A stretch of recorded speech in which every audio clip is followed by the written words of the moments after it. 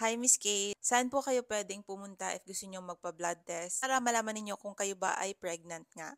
Pwede kayong dumiretso sa mga hospitals or clinics kung saan meron pong laboratories. Ayan, kasi doon po nila kinokonduct yung mga test, urine test, blood test, ganyan. Meron naman po kayong OBGYN ninyo, pwede din po na sa kanila na po kayo magtanong kung meron silang maire-refer na laboratory.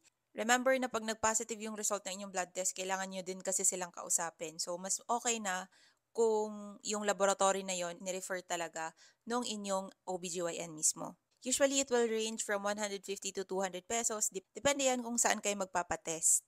Remind ko lang din kayo na kailangan yung sabihin na pregnancy test or PT kasi meron pa pong ibang PT lang. So baka iba po yung test na magawa sa inyo and yun yung mga mas mahal. So make sure inform your healthcare provider na pregnancy test. If you find this video helpful or kung meron kayong share, please comment down below and like this video as well and make sure to follow us here on Vesicap.